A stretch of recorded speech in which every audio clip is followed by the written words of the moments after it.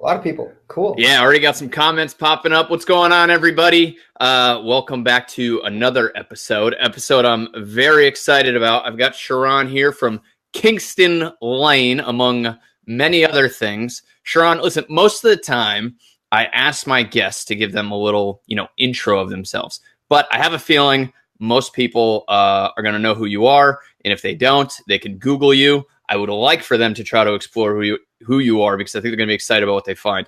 So forget all that. I want to dive right into it. First thing, if you're watching this video, I urge you to go on Facebook and join the Kingston Lane Mastermind. And we'll tag it in the comments. You and Steve Olson, you guys are dropping knowledge in there.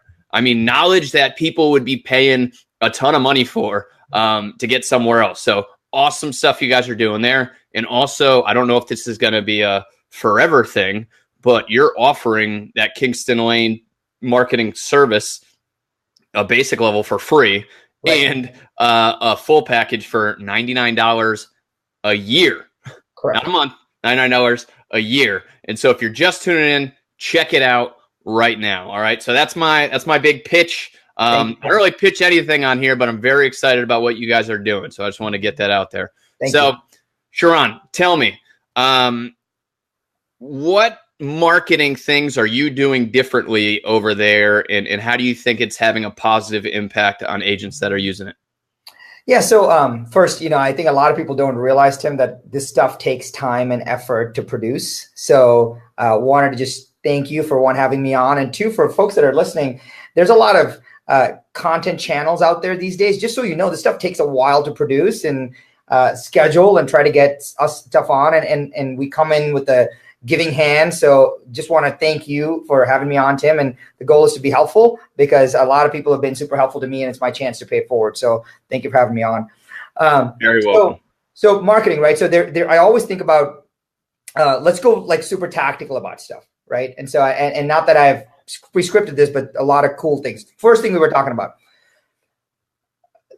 there is a lot of lead generation based agents out there who are saying, hey, I'm getting, consumers will put in emails, but they won't put in phone numbers, even though phone numbers are optional. How do I actually kind of up the conversion or the ability to have conversation around email? I want to give you a tip that Steve Olson and I have been working on, which is, if you have a Mac, this works better. So if you get an email instead of a phone number, you can take your email address and put it into iMessage in the place of a phone number. And what happens, Tim, as you know, is a lot of our email addresses are associated with our phone numbers and iMessage. So if that email address turns blue, you instantly know that you can use text message on them. So if you have an ISA, or you're working on a lead with a open house that just left their email address in the registry but didn't put a phone number in, that's a really nice way of following up with them. So I'd say an instant way to get kind of more conversations. All we're looking for is a response, right? A lot of times I think folks take online lead generation very seriously, to the point where, like, I didn't get any meetings. Hey, you're just getting a response. Like, hey, hi, I'm Sharran. Like, say something back so I can have a conversation. You just want to get them to raise their hand and have a response. And I think just that kind of starts to create a really good response. So that's my first tactical idea. I love it. That's an unbelievable tactic. How do we use email, right? Because everybody's like, oh, another email address. I'm going to put them on a drip campaign, and 1% of them are going to respond to me. How do we convert better with email? Yeah, so great question. So I'll tell you this. Email is a long-term, long-tail game. And if we are thinking about email as broadcast, meaning, oh, what should I send the lead? We're missing the boat, right? Email should be completely sequenced.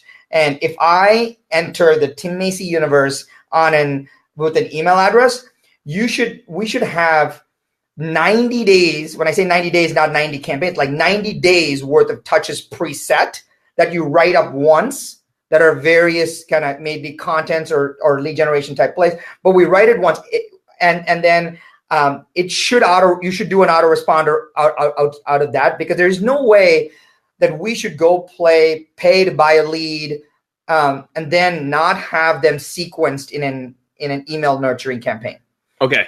But on that email nurturing campaign, Sharran, what is your least favorite email that people send out? What email do you hate, and what email is like your highest converting one? Yeah, so I'll give you the least favorite. The least favorites are just listed, just sold, and market updates. Those are the worst. They will perform the worst. Like all agents send just listed, just sold, market updates all the time. It's like the worst thing to send. We don't want to send just listed, just sold, market updates ever, right? I think the just listed, just sold, and market updates can be used on social from a push kind of way for branding, but via email is the inbox is an intimate place, right? The inbox is an intimate place. We don't want to take email and give them just that stuff that they can find elsewhere. So I will give you my number one highest performing email, completely templatized right now. Subject line, first name, nothing else, first name. Because when you see your name and you're scanning through your email, you see Tim, you're opening that. I guarantee it. I guarantee it. Subject line, first name, and the email is just this. We did a test. We reactivated 1,000 leads with just the script. It's the 9-word email that one of my mentors taught me. His name is Dean Jackson. And he said, are you still interested in buying a home in blank? So are you still interested in buying a home in Newport Beach? ? Send. No thank you. Look forward to meeting with you. Nothing. Subject line is Tim. Email structure is, are you still interested in buying a home in Newport Beach? Send. I'll actually, Tim, after the show, I'll share the test results and the video that I did on this that actually breaks everything down. We can link it up so people can know. The text message is even simpler. Are you still interested in buying a home in Newport Beach? Send. And that's it. And the interesting part, and people are like, well, this person responded and said, who are you? That's a good thing.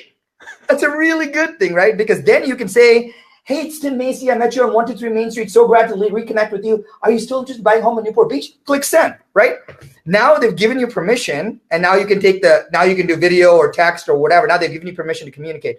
Just those itself, you're getting people to raise their hand, and it gets very exciting very quickly. Yeah, no, and the inbox is a polluted place these days, right? Like there's so much crap in there.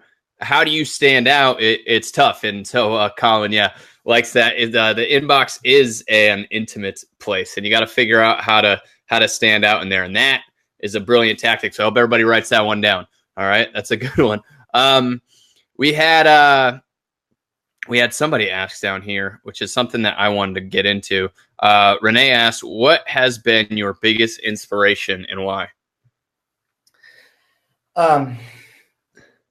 So I'll tell a story. Hopefully it'll mean a lot to people. I have great parents. I was born in India, middle-class family. I was not, my parents gave me everything that I needed, not everything that I wanted. Right. And my dad realized pretty quickly that I was a misfit. And he's like, hey, the structural system of India doesn't work for you. I'm going to do whatever it takes to get you out. So let's fast forward. I play tennis. Tennis was my passport. Can you give us a little timeline? How old were you? Yeah. So my dad's really smart dude. When I was 13, my dad realized that I structurally was not going to work in that country. He would see me physically frustrated. I was a B student. I was tone deaf. I just didn't. He's like, we need to get you somewhere else that can deal with your craziness. And we were sitting on a park bench and we were looking at 2 tennis courts. And my dad's like, hey, that's an individual sport. Can you hack it? I was like, I have never hit a tennis ball in my life before. Like, what do you mean? Can I hack it? So he said to me, Tim, this is memories from your dad and kind of that relationship that you have, right? He said to me, this is not about going pro. This is not about making money. This is about making sure that you are recognized enough so you can get out of the country. That's all he said to me. So academics became secondary. Everything became secondary for me starting with the year I was 13. And all I needed to do was get good enough to be recognized to go play tennis at college or university or whatever somewhere, right? And so the best part is like it worked too well. I played on the pro tennis tour for 16 months. And once you play pro tennis, I didn't realize you couldn't play college tennis in the United States because you can't go from pro to amateur status. So anyway, talk about the greatest inspiration is my dad said to me, hey, here is 1 year's worth of tuition, 1 year's worth of room, 1 year's worth of board, 1 year's worth of complete expenses. Here's a check. They sold almost everything that they had, Tim, to give me that check, right? And So I come to the States, I go to a small school in Iowa, I come to the States, I take this check and I go deposit it into financial services. And they say, oh my gosh, that's great. Here are your dorm room keys. But since it's an international check, it's not going to clear for 2 weeks. So the interesting part now is I have a place to sleep, no bed linens, no pillows, nothing. And I have no money for food.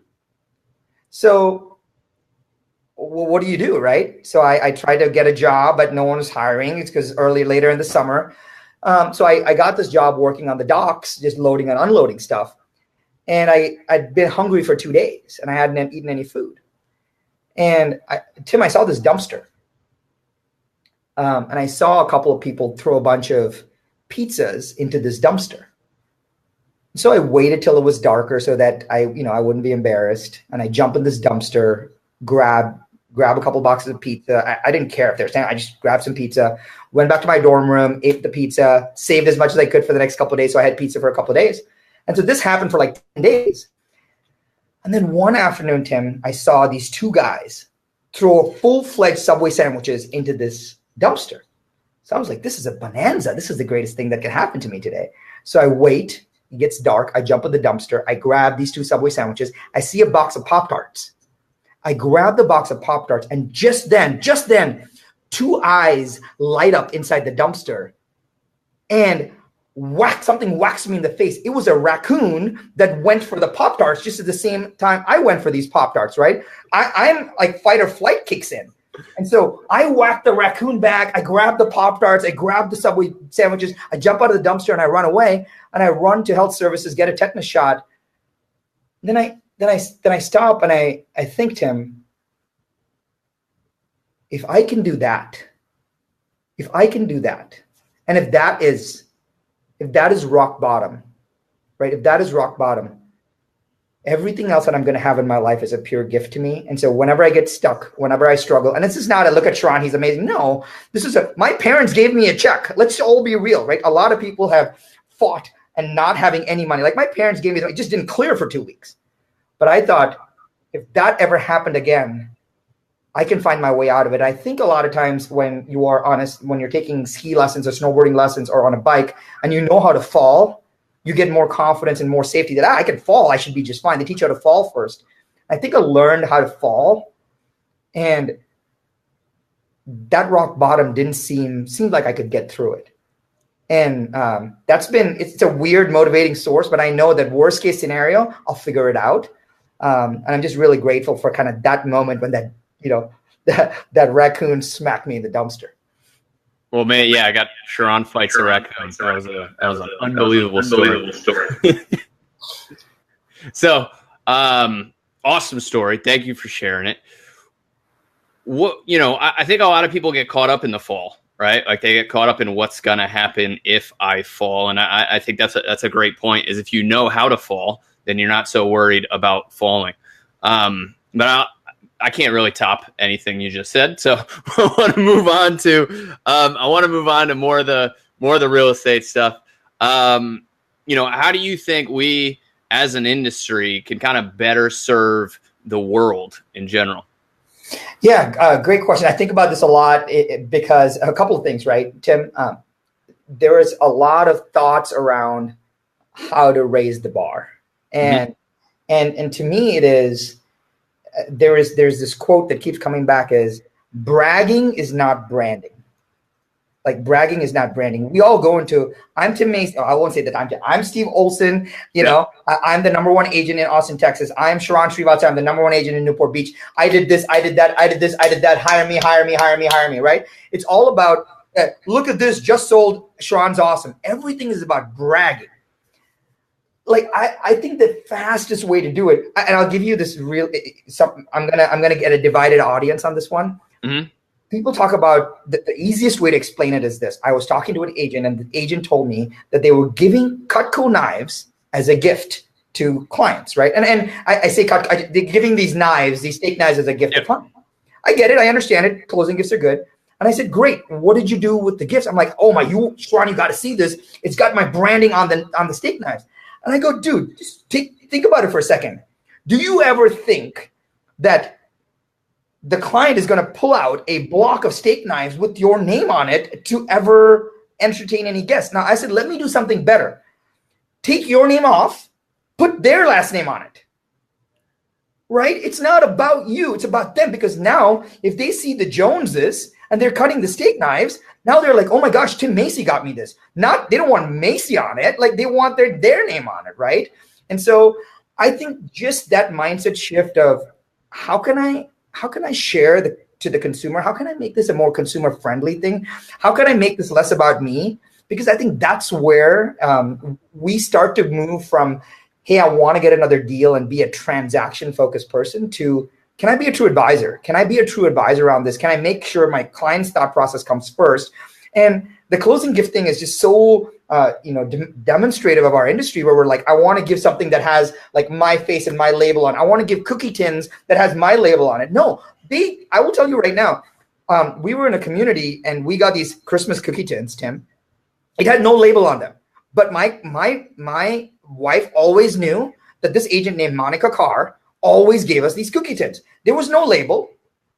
Right. And so my wife would say, hey, it's Christmas. Do you think we're going to get more cookie tins from Monica Carr? That was amazing. Right. Like my wife, who doesn't care about anything, remembered who the agent was that gave us the gift.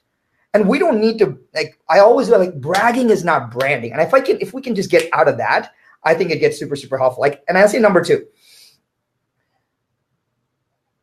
we have an opportunity to be so collaborative that I don't know why we fall off of that wagon. We talk a lot about, collaboration being the peak, cooperating broker commission, like let's cooperate to do this stuff. But anytime you go on, internet groups, wherever, right? Like we're having to shut down threads, like on rants. That's crazy to me. No other industry has public facing rants on stuff. And I think it's the individual agent mentality of how do I protect myself in this situation, which is really, really, really sad. And there's an amazing guy. His name is Robin Sharma. He's a kind of a really cool kind of personal growth guy. He always talks about, he says, WTOH, what's the opportunity here? As opposed to why should I rant here? Right? I think the what's the opportunity here is super, super powerful. And that's my number two. My last one is this.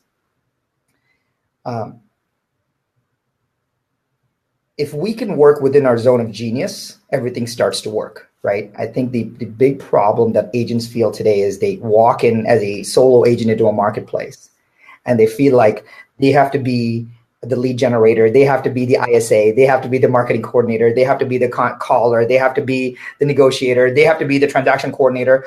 And there is no way to do all of that. Like you and I, you're one of the most talented people I know. I'm sorry, I'll tell you right now, you don't have all those skill sets. It just doesn't work. It's funny you brought that up, man. My wife went to SeaWorld for the day with my daughter, and I'm realizing how much she does while I'm sitting here trying to get all my stuff done. Right. And so I'll tell you this. Steve Olson has this really great analogy, and he said to me, the reason we started Kingston Lane was so agents could be the quarterbacks and they could pass off the ball to us, the running backs. They could throw the ball to us, the wide receivers. Call the play so that we can execute, right? We're a straight up execution platform only. We don't want, we want to give you ideas and we want to share knowledge, but we want agents to live in their zone of genius. And Tim, I always want to bring it back to just two things. Every agent that you and I talk to will say these two things. Why did you get in the business? Two reasons. Number one, I want freedom of time. I want to be able to control my time, and I want to be able to do it on my time. Number two, uncapped earning potential. Those are the only two things. And I'm like, If you want freedom of time and uncapped earning potential, you need a little bit more structure. Like you need some help. Right? Like someone else has got to do the work. So I always think about, if you want freedom of time, who can unlock it for me? If you want freedom of income, who can unlock it for me? And those are the three things that I kind of would share as seeds, food for thought, if you will. Yeah, I jumped into real estate after I got out of the military, where, it's like your paycheck is determined by the stripes on your arm, and everything is completely set and square. And when I got out, I was like, I'm never having somebody else write my paycheck again, which is the ultimate freedom, but the ultimate responsibility too. And it's super interesting though how those ups and downs kind of can affect people. I actually just got off a call with two new agents, and they just started going back from my hometown. And the last thing I left them with, I was like, don't get too excited when you close your first 5-deal month and you feel like a millionaire. And don't get too down when you go 2 months with nothing. But that roller coaster is crazy. So how do you culturally, right? Like, I mean, you have the 5 a.m. club, you're always on the inspirational personal development stuff, but what do you think is like the deepest rooted value that an agent needs to have to really thrive in the ups and downs? So it's a great question. I'll make this super tactical because we got to give it's for sure. We'll talk and then someone will be like, "Wow, that's great. Tim and Sharran had a great conversation, but like, what do I do? Give me something to do." Right. Yeah. I'll tell you a story. So whenever I talk to an agent, I have a few questions, and this is one of my favorite questions to ask. I say, "Hey, tell me," I see Jeremy Katie, and I'm like, "Tell me about your pipeline." So the person was like, I have a buyer, I have an open house tomorrow, I have 2 new listings coming up, and hopefully this deal impending doesn't fall out. It's so fragmented. Mm-hmm. I believe that to be able to weather the ups and downs is to have a really intimate relationship with your pipeline. A really, really intimate relationship with your pipeline. What I mean by this is, so Tim, if I asked you, so tell me about your pipeline, you should say, "Hey, Sharran, I have X number of buyers, X number of coming soon, X number of pockets, X number of act saves, pendings, and solds."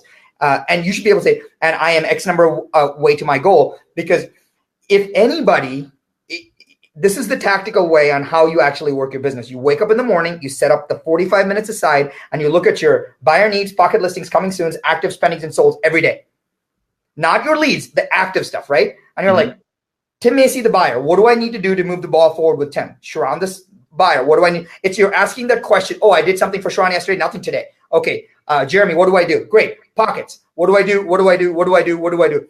Actives, what do I do? If you do that, that's 45 minutes of status checks, right? You're done. Now you go fill the pipeline. There's only 2 things. Manage the pipeline, fill the pipeline. Manage the pipeline, fill the pipeline. That's all we need to do, because the next morning when I come back and I have nothing in my pipeline to manage, I'm like, "Oh crap, I need to go fill this." The problem we have as an industry is we get so episodic and transactional in how we think about the world. We're like, "Oh, we got a deal in under contract. You're out of business now. Now you need to go back and lead generate," which is crazy, right? So I always talk about the first 15, 20 minutes of your day should be, how do I manage my pipeline? And the rest of your day should be, how do I fill the pipeline? That's all it is. Mm-hmm. And if you need to work the deals, I get it. I'm prospecting in the afternoon. That's fine. That's filling the pipeline. But at the end of the day, if you don't have a pipeline to fill, like what are you doing that morning, right? And that makes this a very mechanical thing where good process drives good results, right? Good process always drives good results. And so, I mean, that's a military saying. A Navy SEAL told me that, right? He said, "Hey, Sharran, a good process drives good results. Like, don't hack the system." And so I always think about good process drives good results. If one of you listening can just for 1 week look at your active buyer needs, your pocket listings, your coming soons, your actives and your pendings and solds for 15 minutes a day, it will change the way you think about your business, because then you'll start to make better decisions. And the funny part, Tim, is that there is a sales pipeline component in Kingston Lane that actually does this for you. So you don't have to go set up a spreadsheet or anything. You can just put the stuff in and you can review that, which is what gets pretty exciting. So we built all of Kingston Lane with the sales pipeline at the core so that you can review your pipeline every day. Jeremy, I'm not posting that comment. All right, I will. Who cares? Jeremy said, "Make love to your pipeline." Yeah. Oh, Jeremy. All right. So, hey, I want to talk about listings, right? Because we're in this day and age where listings can, quote unquote, be easy. Take pictures, stick it on MLS, right? And I think it's dangerous when we talk about, what's going to come replace real estate agents, but it's also a huge opportunity because there's so much opportunity to do a lot more with listings. So what do you think our job is as listing agents, and how do you think we should be setting ourselves apart? Yeah, great question. So we talked about this in the Kingston Lane group this morning, but it's super important to understand 2 things. There are 2 times. The reason it feels like our industry is being commoditized is because the consumer has a lot of the information, right? So there are 2 times where only we have the information advantage. There's only 2 times during the listing life cycle. Number 1 is when we take the listing and it's in the pre-launch period. So before it hits the market, pre-launch, only Tim Macy, the listing agent, knows what is happening. So that's an information advantage that's really, really powerful. The second time that we have an information advantage is when it goes under contract. So the contract period, only Tim Macy, the listing agent, and Sharran, the buyer's agent, maybe, but he's trying to like keep the deal together. Only Tim, the listing agent, knows what is happening at that time, whether it's going to stay together, fall apart, what's the price, etc. Those are the two times we have an extreme amount of an information advantage that the consumers don't have. And I don't think we tell that story enough, right? And I don't think we tell the story enough. So when we're in a listing appointment, if we talk about all the pieces of the puzzle that happen that is transparent to the consumer views you as a commodity. So let me give you an example. If you tell a client, hey, Mr. and Mrs. Client, I'm going to put your listing live on the MLS and it's going to automatically syndicate to the 372 websites, right? Everybody has that pitch. And the client's like, well, Sharran said that, Tim said that. But if I say, so take those two situations, if I say, Mr. and Mrs. Seller, if I could show you a method to cheat the market and actually get an unfair advantage before your property goes live, wouldn't that be of interest to you? And they'll be like, well, what do you mean? And then you can actually talk about what we do pre-launch, right? I do this, I do that, I don't knock, I do whatever it may be. We can do, you would cheat the market on the pre-launch. The second thing is nobody talks about contract to close. Nobody. Because they think that all the clients want to hear about is marketing. So if we say, here are the lines that I use, right? Mr. and Mrs. Client, it is my job as a listing agent to bring you an offer that you want at a price that you want, at the terms that you want, right? But the invisible magic of what I do happens from contract to close. Let me show you. Because they have no idea what happens from contract to close. And we think that they do. And now the best part about explaining contract to close, Tim, is that there are no objections. We only get objections on things that the clients know stuff on. There are no objections from contract to close. So if you say there are 3 contingency periods, this is how I manage here, this is what I do here, I've saved my clients on average X amount of dollars in the request for repair phase, you're planting the seed so that when you go and talk about commission later, you've already shown value in advance, right? Nobody talks. So if we can, I would say I disproportionately set up time to talk about pre-launch and contract to close. I would say 80% of the time is spent talking about pre-launch and contract to close. Everything else I call, of course, marketing. Of course we do that. Of course we do that, right? So now that completely sidelines the of course, because now the next agent's coming in and he's talking the entire time about the of course stuff. And the client's like, oh yeah, like everything that Sharran does is of course. Tim's going to bring me an offer that I want at the price that I want, at the terms that I want. You're totally programming, right? And this is coming, Tim, from 248 listing appointments in the last 24 months with a 94.5% success rate, over $1 billion in listings taken, right? $1 billion. Who said no? I had like 11 people say no. But the interesting part is that, we lose sometimes, right? It's okay. We lose sometimes. And these are all cold. Like I went with our agents. I never knew any of these people, but good process drives good results. And if you can change the conversation and talk about pre-launch and contract to close, at least a part of everything else, you win. And everybody believes that they can talk about marketing and their marketing is way better than everyone else's. I'll tell you right now, you have no idea. Yep. I can come in and I can just outspend you, right? And I'll get the listing. I can just outspend you. Tim, I want to give a super tactical thing. The number one thing that's happening right now, right, is agents will tell me, hey, Sharran, Jimmy always comes in and buys the listing. Like he tells the client that it's worth more than it is. And, I'm a market purist. I'm going to tell the clients what it is. I just be really honest with my clients. Like the clients don't care. The sophisticated clients like, Tim thinks the home's worth $1 million too. Sharran thinks it's worth $955. I like Tim, and so no one seems to have like a standard answer for that. And I want to offer something to you, right? I want to offer something for everyone listening. The answer is, if you really believe that Jimmy's overpricing listings and buying listings, you say something very simple. Mr. and Mrs. Client, do you believe that the process that I've laid out is going to deliver good results? Because their only objection is on the list price, right? They say yes, but Jimmy thinks it's worth $1.2. You're like, I completely understand that. I believe if Jimmy totally believes in the price, I don't think he'll have any problem if you told him that if he ever asks for a price adjustment, the listing is automatically canceled. You're done. You're done, right? Now, that's the way you combat folks that constantly want to buy listings.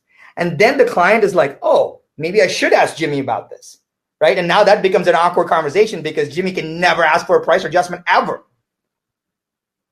And so small things like that can actually kind of bring us into more rapport with our clients because we're just trying to do the scripting thing. But I think there's a couple of small strategies which kind of break the pattern. Well, and the other thing too is I'm glad you brought up the market thing where, people are so caught up on what they think it's going to sell for. Yeah. I mean, it's like, look, it's our job to get them as much money as they can for their house. Let's get them more than what the market says. How about we try to get them more, right? And at the end of the day, I think, agents get so caught up in like the data and the numbers.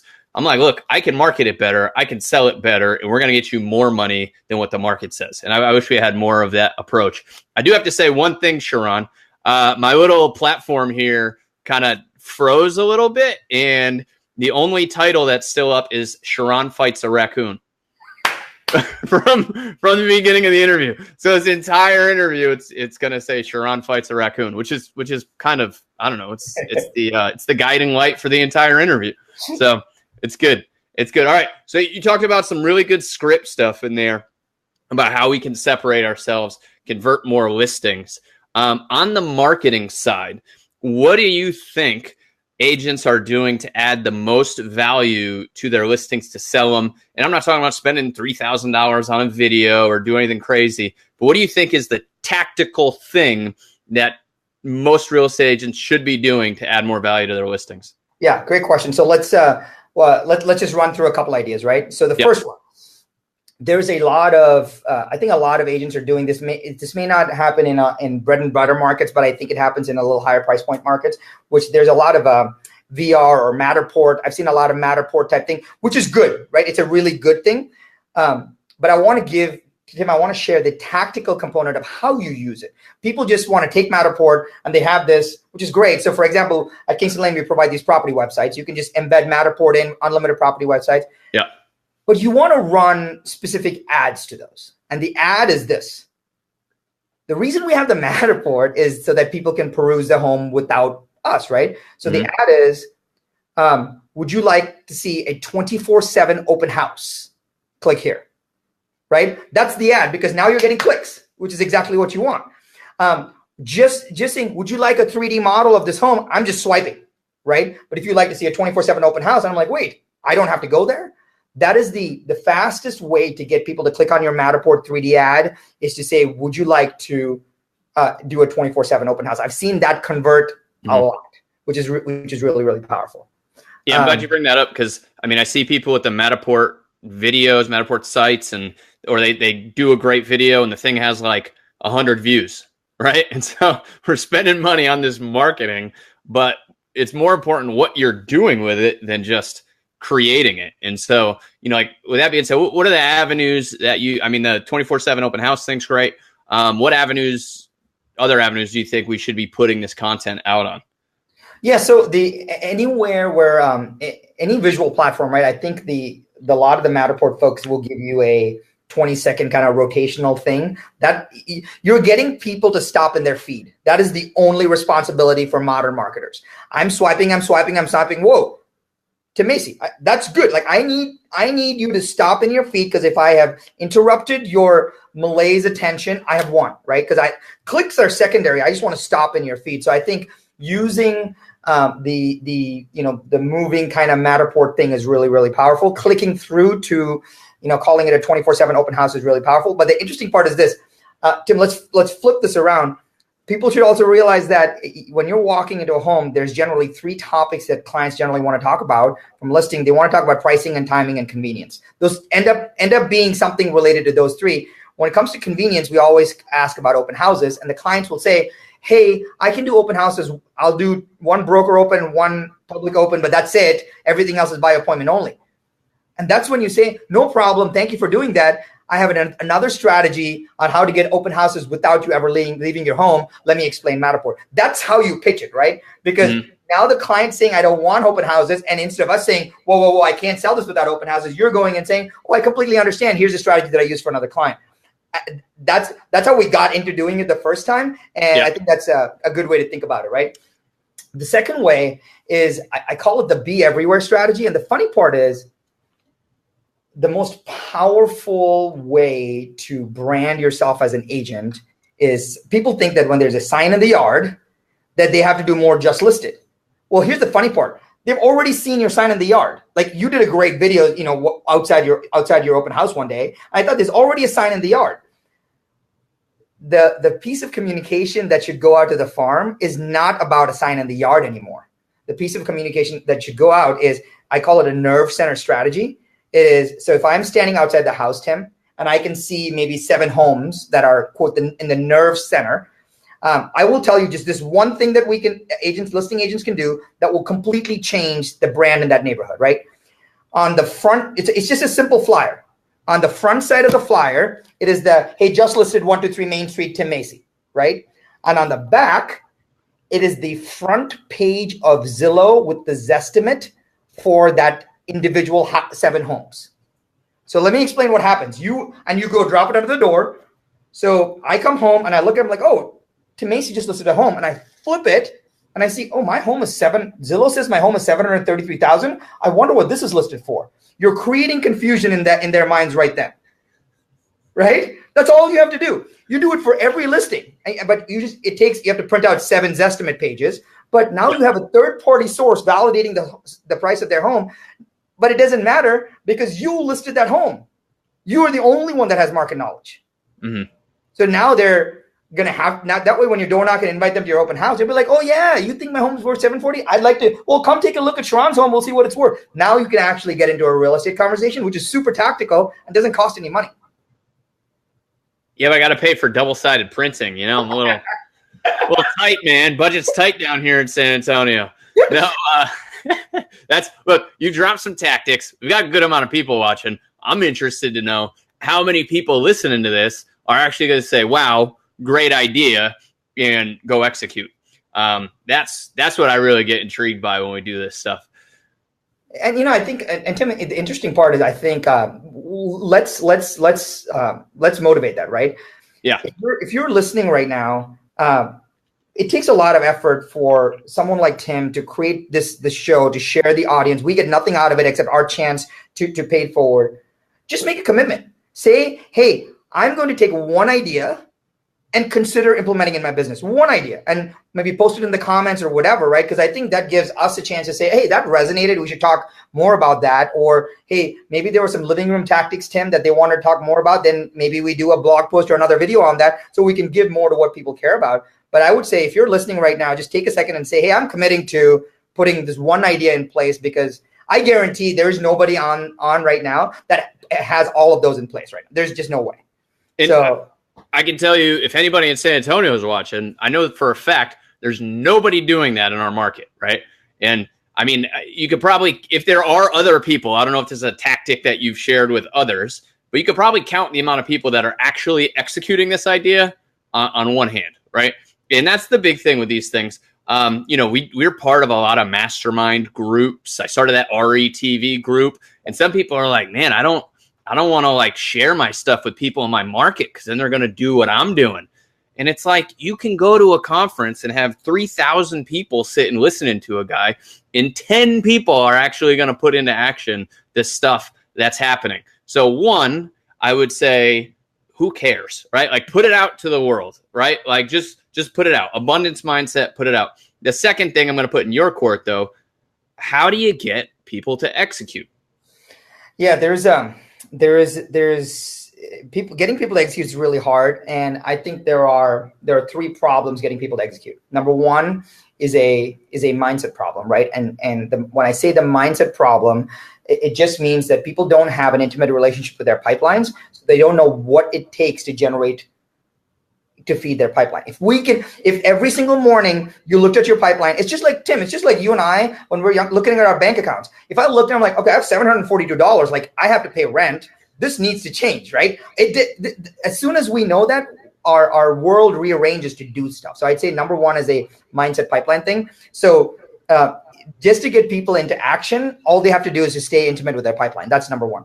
Number two, I hate saying this, but accountability partners really work, right? And if you can say, hey, Tim's in San Antonio, Texas, Sharran's in Newport Beach, we're going to keep sharing pieces and we're going to stay accountable, that we're not going to do our next piece until we execute on this piece. I think that's a positive thing. And I think that it's very hard to, like, these big mastermind groups are good. They're just really tactical. Some actually execute, some don't, which is super interesting. Mm-hmm. So I think the accountability works. And number three, I think it overcomplicates the execution. So for example, Tim, like just like you were placing an ad on Kingston Lane, hey, I want $100. I want a new listing. I want it to go live Saturday, enter, done. Right? If we can do that, if we can create an interface that allows for better. So, and the interface can be people or technology, right? If you have an assistant and you say, listen, like go print out these 8 flyers, listen to Sharran and Tim's video, go do exactly this for all my listings. Like that's cool. That's execution. I like that. But I think there's an interface problem. So we just need to figure out if we're technology people that can push buttons, or we need to talk to somebody. And there's an investment there. But the execution is there's some friction there, and I don't know how to solve it.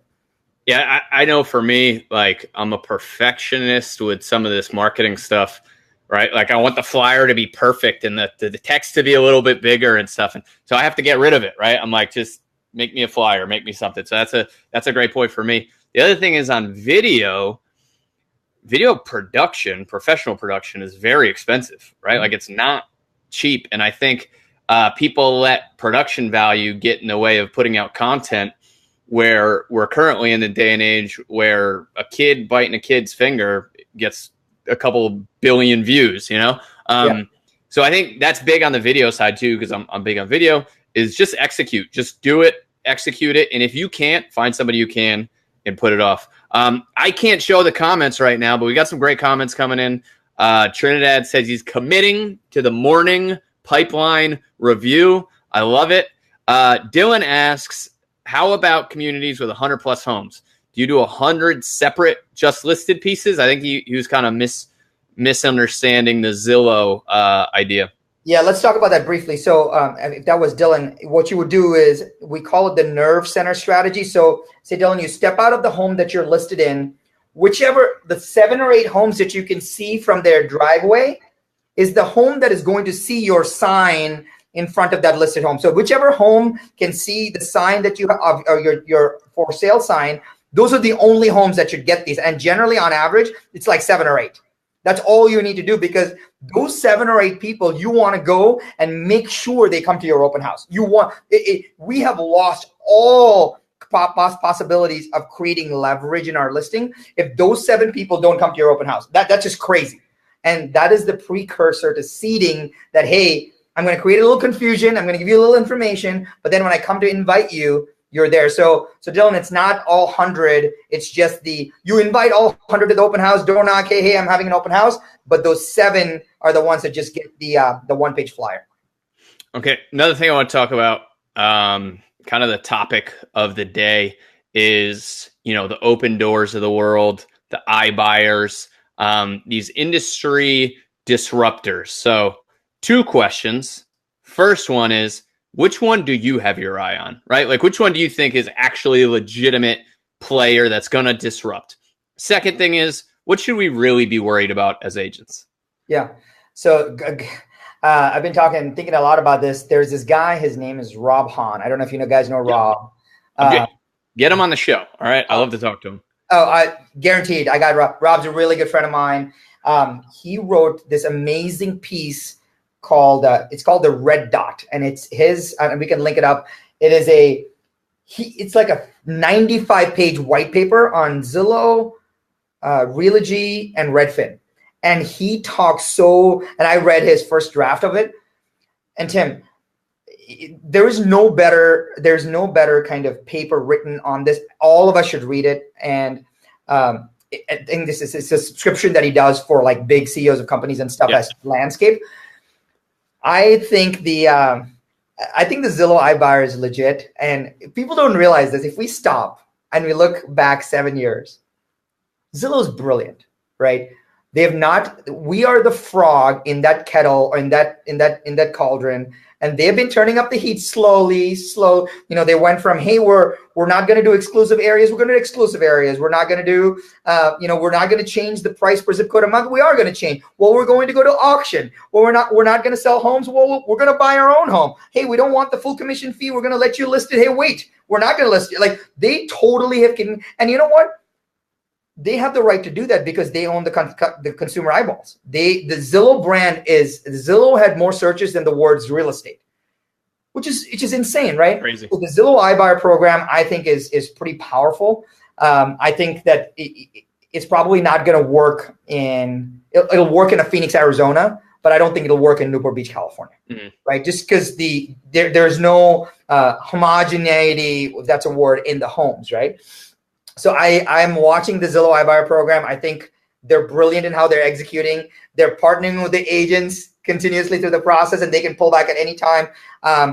Spencer and Greg and Earl, they're all just they're badass. They're super sharp folks, and I just think the Zillow team is super sharp. And I'm watching the iBuyers, right? But the second question you asked, which was great, is, if I were to predict what's going to happen in 10 years, so you put a gun in my head and say, hey, what's going to happen in 10 years? The Sharran crystal ball. What's it say? Exactly right. I believe that the agent is going to morph into the private banker of the financial world, meaning they're going to be the relationship manager, the concierge doctor, if you will, the generalist, who knows all the processes that happen, because state by state legislations are just too complex. Crazy. And you're gonna have if I'm the agent, I'm gonna be like, hey, I talked to Jimmy, the client. I maintain everything. If I need to use a piece of technology, I use a piece of technology. If I need to call a home inspector, I call a home inspector. If I need to use Zillow, I use Zillow. But the client is going to talk to me. Given the fact that I should be able to manage, instead of having 10 deals, I should be able to manage 100 because I have software to do that. Mm-hmm.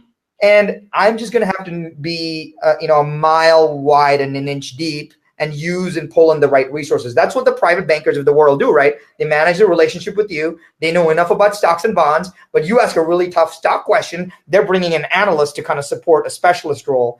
And I think that's a good thing in a lot of ways, because it's going to do one amazing thing for us. It is going to standardize. I use standardize in a very positive way. It's going to standardize the home buying and home selling experience. Right now, we don't have a standard experience, so we have no way to delight. That's the problem. So it's like, I work with Tim, I get amazing service. I work with Sharran, I'm like, you got my home sold, but there's nothing standard in the process at all. So I think, for the record, Sharran just said that I'm a better listing agent. So let's keep that up. You are. Hey man, I'm not even licensed, so hey, that's right. There you go. But I believe that we should all know that we're going to constantly move to that role, because as pieces of technology kind of automate the things that we do, I don't think there's going to, it's not an unforeseen circumstance that there's going to be a group of 500 attorneys sitting on a call center floor in San Antonio, Texas, and you call and you're like, I want to negotiate my deal in California, and like 14 California specialists jump in, they assign you to one, and that is not out of the realm of possibility at all. Yeah. But the asset price of a home is much too large to just hand it to a piece of technology, at least in our world right now. I'll buy a piece of, no one's buying a car on Amazon. You have the kind of the outliers, but I think after it goes over a certain price point, they just want to talk to somebody who is knowledgeable about all the nuances of the process. So I plan on being in the industry in 10 years. What do I do to, make sure that I'm in position for that? And the other question is, like, how many people do you think will be employed, right? Because we have thousands and thousands of agents right now. You think that's still going to be the case when this change happens? No, I don't. So let's answer the question. You're 100% right. I think when the change happens, we're going to lose half at least half. Every agent that can't cut it, who is I'm the buyer agent. I knock on a bunch of doors. I take a bunch of buyers out, and I write an offer and a contract. They're gone. That's gone, right? Which we have a lot of those in our industry, right? And so I think we'll lose half of the industry, because the industry is not willing to. I'm going to get a lot of flack for this. The industry as a whole, NARC or whatever, they're not willing to raise the licensing standards, right? They're just unwilling to do that. And so we are, for every 10 mediocre average agents, we have one Tim Macy. And all those 10 people are making Tim look bad. And that's just really sad, right? So I think you're going to wipe out at least 50% of the average agents. What you and I need to do, Tim, I believe that we need to figure out how to become holistic advisors. We're going to have to start to figure out, hey, when someone presents an opportunity to me, I need to start talking about, hey, so when did you buy this home? Are you going to get capital gains? Is there a way to unlock some capital gains from it? Like, we're going to at least have the conceptual conversation. We probably can't give the tax advice, but we need to be like, oh, this is a tax question. Wait.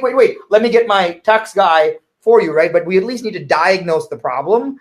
So I think we are in an opportunity where we need to be able to look at their home as an asset across their other assets, whatever those assets may be, and almost have the cursory advice so that we can pull in other people. So that would be my suggestion.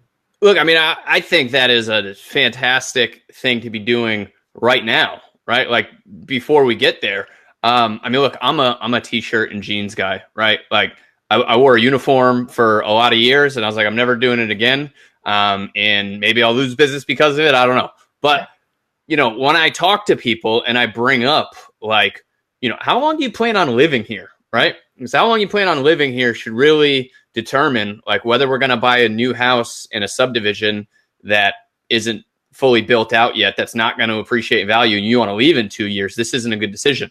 And when you start taking that consulting role, I mean, there's so many agents that are like, oh, you like this one? Here, let's fill it out. You know what I mean? And they're not asking those questions. It's like, if you can be an expert on a 1031 exchange, right? If you can be an expert on, mortgage interest tax deduction, and you can be an expert on this stuff, like, you're going to create so many raving fans, and you're going to lock so many more people in than I think a lot of agents are doing. So, you think that's the future. Sounds interesting, but either way, you should be doing it right now. Yeah, if we have a minute, I want to tell you a story that I love like true anecdotal stories, right? So this couple had bought a home in Beverly Hills for like 30 years ago for $100,000, right? Mm-hmm. We had them under contract for $5 million, right? So conceptually, they would pay, their net income on that was $5 million. They would pay almost $2.5 million worth of taxes. But they lived in the house. They didn't live in the house. They lived in the house as primary residence because they only get a $500,000 exclusion. Okay, all right, there you go. Right? See? So $4.5 million of which, so their tax bill was conceptually $2 million, right? Yeah. And that didn't work for them, and I didn't know that. So they were going to move to Palm Springs, and they were going to retire, buy a home, and what they got from that was going to help them for the rest of their life. Yeah. Beautiful, like older Italian couple. So she got, I was with her during the pitch process. So she's like, hey, Sharran, thank you so much for getting this home under contract. I don't know if we can pull this off, but we have to sell it anyway. Can you come to dinner? And, so I get this spaghetti meatballs dinner. It's fantastic. She's, being a great host, and she's pouring her heart out, telling me that she's going to have to write a $2 million check to the IRS, and there's nothing I can do. I don't know anything about her situation. And then she's walking me around her house, Tim, and she says, oh, this is a piece of art that my husband painted. This is a piece of art that my husband painted. And I was like, this is a lot of art. Tim, she tells me, oh, this is nothing. We have 2 storage lockers, wherever, right? That is full of this stuff. And the husband is a pretty cool, pretty famous artist. Yeah. I said, wait, how big are these lockers? And she goes, oh, I don't know, like 10 by 10. And I go, what are you talking about? That's a lot of art. And then I said, hold on, right? So I pulled out my phone. I walk outside and I said, I call my buddy who's at the United Way. And I'm like, hey, here's the artist. I've got 2 lockers, 2 storage units. Can you do an auction? He comes back. He does an auction. He sells all the pieces. They make a full donation of like close to $2.5 million to the United Way, and they pay 0 taxes. Right? Yeah. That's insane. Like she hugged me so tight, Tim, like so tight. And I didn't it just so happened that I made that call and made the question. I'm like, hey, I know that there's only 3 ways to reduce taxes. You have losses carry forward, you do some estate planning, or you can give money to charity. Those are the only 3 ways to reduce taxes. And I instantly, when she told me that she didn't want those lockers and those units, I go, now we have a client for life, right? Yeah. And she sends me Christmas cards. She sent me cookies from time to time. I mean, it's amazing, but that was our responsibility to be able to advise them of that. It was not a fluke accident. And I think the agent of the future need not know the intricacies of making that call, but they should at least know, ding, there's a tax issue here. I should bring somebody in. I think that itself will kind of make us better advisors. Man, that's an awesome story. Yeah, $2 million on a tax break. Man, that's crazy. It's your birthday today. It is. Oh man, now when I sent you a date and I said, can you do this date? And it was your birthday. You still said yes. Hey man, getting on your dance card is pretty hard. So well, hey man, I appreciate you coming on your birthday. Happy birthday. Jackie Soto said happy birthday. You got a couple other happy birthdays down here. So how old are you? 38. 38. Now, quick run through. You fought a raccoon in a dumpster, check cleared, you got some money, you ate some regular food, you graduated college, financial stuff, Teles, sold to Elliman, Kingston Lane, right? Yep, close enough. What am I missing? So right after college, we built a company. This was during the technology boom. So we built a company and we sold it to a publicly traded company. I took 5 years off to teach tennis around the world. So I was in the Caribbean, Dubai and Maui for 5 years. Realized that I needed more day-to-day kind of challenge. So I went to business school at Vanderbilt down in Nashville, got an MBA, worked up in Wall Street at Goldman Sachs and Credit Suisse, then went to Teles, sold Teles to Elliman, and realized that there was this execution problem that agents were facing. And our only goal is we don't care about anything else. We want to be the running back for agents. Hey, you're the quarterback, just hand me the ball, let me do all the hard work, because I want a joyful agent is a beautiful agent to be around. So how much time you got? Because I've had you for an hour. All right. So one thing I do want to dive into, which I find really interesting, one, you've done a lot in a short period of time, right? So you've built something, you sold it. You did something else, you tasted it, you enjoyed it, and then you said, oh man, I'm going to go do something else. So you've hopped a little bit, which, listen, I'm a hopper myself. I get it.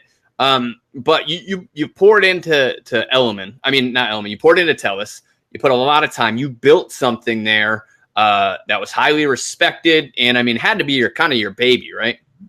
So, what were and everybody wants to do that, right? Everybody wants to make a brokerage and sell it, and that's like the pipe dream. So, what was the greatest thing about doing it, right? What did you enjoy about doing it? But what is that thing that was tough about it that nobody realizes? So great question. I'll tell you the story. The story is that I didn't start Teles. I actually came on as an investor after and got a chance to kind of come in when we had about 45 agents, 50 agents. And the goal was, the business plan was amazing. I thought we could really do something with it. And I shared with the partners at that time, I said, hey, if you want this to be exciting for all of us, we have to hit this number, which is $3.2 billion in sales. Like I said, that if you hit that number, all the economics work for everybody and it gets exciting for everybody, regardless of what happens, whether we sell, whether we stay, whether we license, whatever, but that is the number. And then one of my partners, who's been my partner for, close to 20 years now, said to me, how long? And I said, well, real estate cycles take 7 years. We need at least a 2-year grace period, because if we sold or did whatever or didn't work, we need a 2-year grace period. So we have to do 10x in 5 years. He's like, what are you talking about? There's no way. And so it was not anything magical. That was our internal conversation that we constantly had. And so we were really focused on doing that. And my biggest lesson was having that North Star, Tim, made every decision very focused. So we said no to a ton of opportunities only because that didn't drive to our North Star. That was really, really possible and positive. And I think that the biggest joy was I never, ever thought I could grow I never thought you could 10x anything. Like looking back, I was like, how did we do that? It sounds really simple, but I mean, let's take an average person's business. Hey, I did 100 deals last year. In 5 years, I'm going to do 1,000. That's crazy, right? Like and you can't just tweak systems to get scale. Like you have to rebuild infrastructure to get scale. So that was, I'd say, I'm going to take it with me as the kind of one of the biggest accomplishments in my life, taking something and going 10x. But what no one knows about is this: you can't 10x just one part of your life, right? And what I mean by that is, hey, here's who I am. Here's what I'm going to do. I think this is the goal. I'm going to 10x it. The rest of your life needs to come along for the ride. And Tim, what happened was my health broke down. I got really sick, and I don't share this often, but I got really sick to the point where it was where I almost couldn't work anymore, ever. And we had to hire a new COO. I had to protect my health from the agents. I didn't share the story with everybody. I started doing more video. I started less going into the offices, and my body had completely broken down for whatever reason. And my biggest learning there was I just can't 10x one part of my life. My family was pretty strong, so they stayed with me through the process, but my health broke down. And for a lot of people, their relationships break down, or their health different parts of their life, their spirituality breaks down, different parts of their life break down. You need it seems hokey, but you just can't just do 10x in one part of your life. And there was a time when I was getting IVs 5 days a week just to stay alive. And I'm not saying, hey, look at me. I'm just saying that was a result of me not knowing that the other parts of my life need to come on up with my 10x goal. So the biggest lesson here is this: you don't have to 10x your business. If you just 10x your personal responsibility, if you just 10x your family, if you just 10x your health, if you just 10x your mindset, like everything else will start to level up. And I did not know that. I thought in isolation I could just get one thing up. And what would you change going back? I would change two things. Number one, I would wrap my family around a big warm blanket of love and make them the core of my family, the core of my life, because I always felt like, oh yeah, this is a 10x in 5 years I can get with my son later. Like I was in that mindset, but my family stayed with me. I'm doing that now. I'm doing a much better job now because that's a lesson that I learned.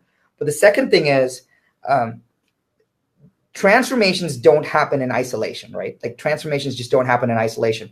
And if I had gotten a coach, a mentor, somebody to like be along the path with me from the start, it would have completely changed how it would have changed the pain structure that I had. Mm-hmm. And the sad part is like we have people teaching people to do things that they've never done before, and that's crazy.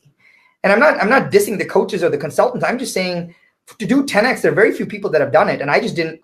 Today, like right now, we for Kingston Lane, we have some very specific goals. And I have an advisory board that has all done it or done it in some way. And so I can just go, we have a private Facebook group, which we call our Brain Trust. And I can go to the Brain Trust and say, hey, I'm going to do this, this, and this. What do you guys think? And I have like 16 comments. I'm like, oh, glad I ran this by you guys, right? And the biggest lesson, like I always think about it, like if I want to make a transformation, it can't happen in isolation. So getting a coach or getting a mentor during that process that I write a check to, that has a vested interest in my success, because when you pay attention. When I write a check to, that's when I would do that much earlier. I love it. Yeah. Now, the other thing is we're in like a digital world, right? And so I have a lot of these people that I knock back and forth with digitally. How much of a need is it to have that person that you're literally standing side by side with while you're doing it? Or do you feel like it can be on a digital? Yeah, 100%. I don't, I think we have video, like this is like, I can see your emotions. I feel connected to you on this one. Even in Kingston Lane, we have a 100% distributed team. So we have I'm in Kingston Lane offices right now, but we do everything on video. And so our standard call is video. So we're not doing anything on the phone. So I think that we are in this age of digital, and I would say less text, less email, and like this gives a chance to, it's actually easier for you and I to visit more because I can say, hey, can I just fire up a Skype for 20 minutes? Yeah. I mean, most of my Wednesdays are just like Zoom calls. Yeah. And that's it. I meet with more people and I have longer, better conversations because I don't have to sit in traffic and meet them at an office. I love it. It's awesome. But other people, I feel like, can't make that jump. You know, they need to see people. They need the water cooler. They need that physical interaction, which is a intriguing thing for me. One question I want to ask you before we finish up.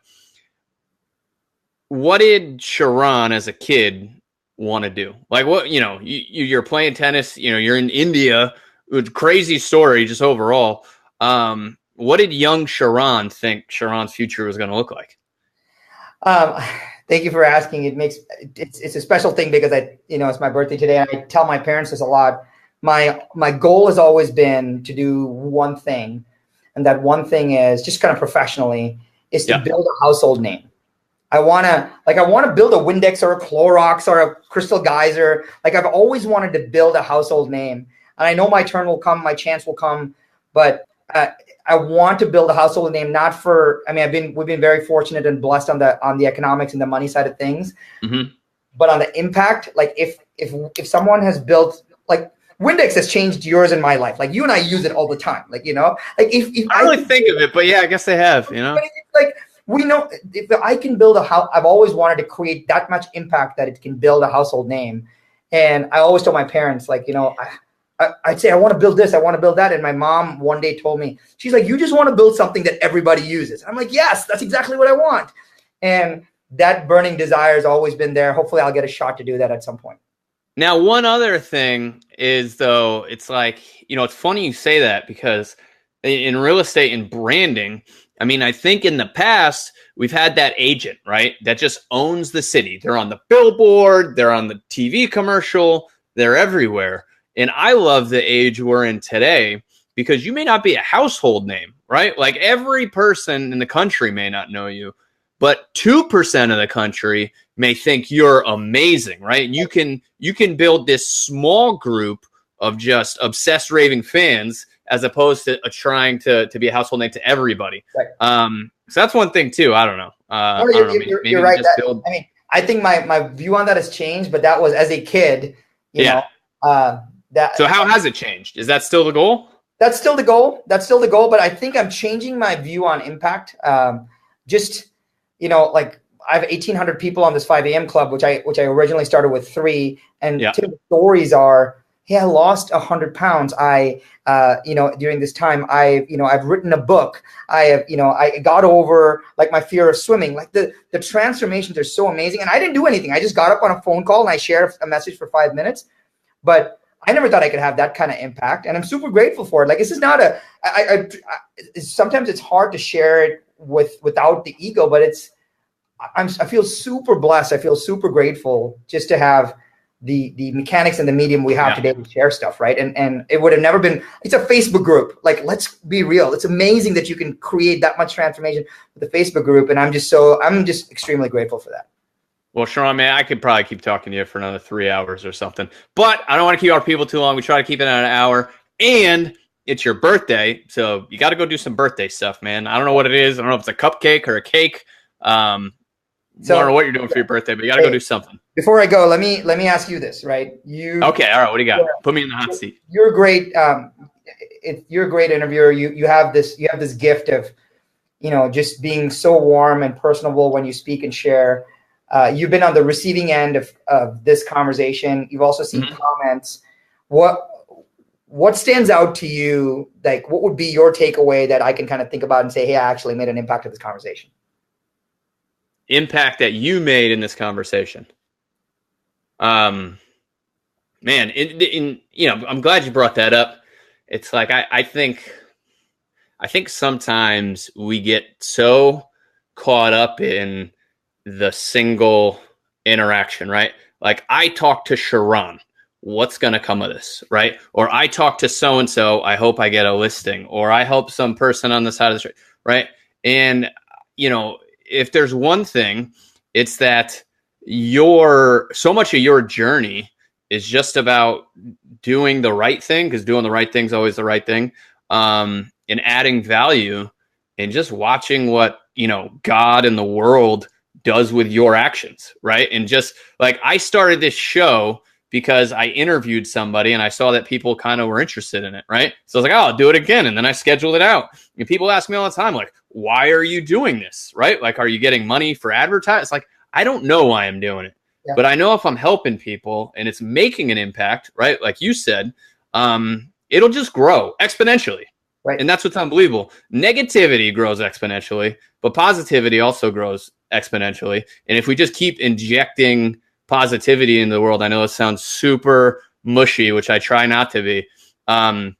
If anything from your story has made an impact, it's that keep helping, keep raising the bar, keep trying to figure out how you can do things better. And the overall impact will be 10x. I don't know if it'll be 10x in 5 years, but over the course of your lifetime, if you keep doing the right thing, the impact of your actions will probably be larger than 10x. Yeah. Like you grew Teles 10x, right? Yeah. But the impact of the kid fighting the raccoon in the dumpster, I mean, what's it been? 1,000,000x? Yeah. Yeah. You can't even do it. So that's what I would say. That's what I take from your story. You started in a dumpster fighting raccoons, and now, you've changed tons and tons of lives. Hey, well, thank you for having me on, man. It's an honor to be on with you and honor to share. So thank you for having me on. All right, man. Well, hey, thanks for coming on. We appreciate you. Kingston Lane, check it out. Get Sharran on Facebook. Sign up for the 5 a.m. club thing so you can get the daily mojo email and all that stuff. And yeah, man, I'm happy to have you. Awesome to talk to you, and we'll catch you next week. Awesome. Thanks, everybody.